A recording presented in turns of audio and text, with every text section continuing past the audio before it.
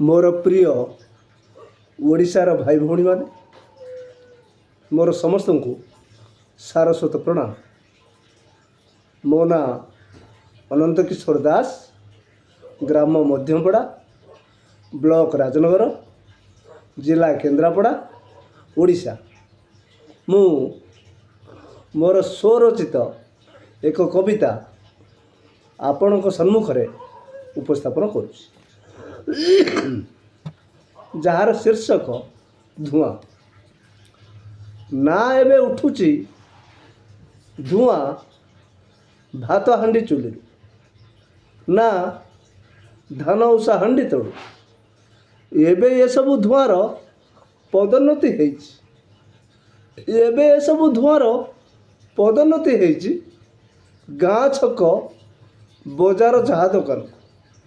गाँ छक बजार चाहा दुकान को एबे एठी चाहा ग्लास रु धुआं उठुची। एबे एठी चाहा ग्लास रु धुआं उठुची ता सांग को सिगारेट रु ततोधिक कुहुड़ी धुआं ठू भी अधिक, कुहुड़ी धुआं ठू भी अधिक।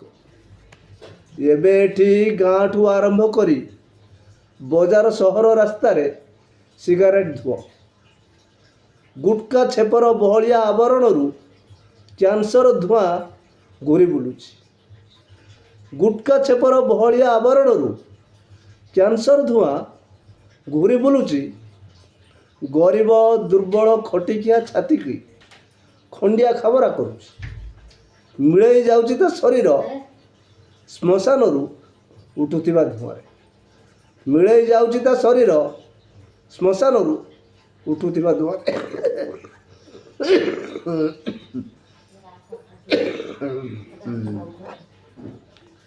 एबे एठी अकथार धुआं सबू पिटी होउछि मनीष तो छाती रे।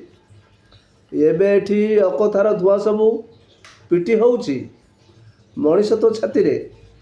मनीष मरिकी बंचिछि अहर, मनीष मरिकी बंचुछि अहर। एबे एठी अविश्वासर धुआं उड़ेइबाकू खणी खणी पैसा। एबे एठी अविश्वासर धुआं उड़ेइबाकू खणी खणी पैसा, आपणेइबाकू बहुत जଣା अजଣା लोभरे। एबे एठी स्वच्छल, एबे एठी स्वच्छल अस्वच्छल तार कोयला कला धुआं को नाकेइबारे मनस्थ। एबे एठी स्वच्छल अस्वच्छल तार कोयला कला धुआं को नाकेइबारे मनस्थ। एबे एठी घोड़ा मधुआंक निश्वासर धुआरे परिवार त्रस्त। मु प्रति मुहूर्त रे जीवन चली जीवार आशंका आउ आशंका। प्रति मुहूर्त रे जीवन चली जीवार आशंका आउ आशंका। एबे एठी गांधीक स्वच्छता को, एबे एठी गांधीक स्वच्छता को अज्ञतार अंधार धुआरे धूमिल करिवार दुस्साहस। एबे एठी गांधीक स्वच्छता को अज्ञतार अंधार धुआरे धूमिल करिवार दुस्साहस निजे निजकू अजଣା व्याधिर निमंत्रणर कारण। एबे एठी बेपरुआ नग्नतार धुआं गाँ तन मनरे। एबे एठी बेपरुआ नग्नतार धुआं गाँ तन मनरे। परिवार रे माँ झील भितरे फाटर धुआं बापा पुओ भितरे भी। परिवार रे माँ झील भितरे फाटर धुआं बापा और पुओ भितरे भी। एबे एठी वर्षा और शीत दिने गरमर कोकुआ धुआं। एबे एठी वर्षा और शीत दिने गरमर कोकुआ धुआं मनीषर स्वाधीनता को बांधी रखुची तार कराल कायार धुआं। मनीषर स्वाधीनता को बांधी रखुची तार कराल कायार धुआं।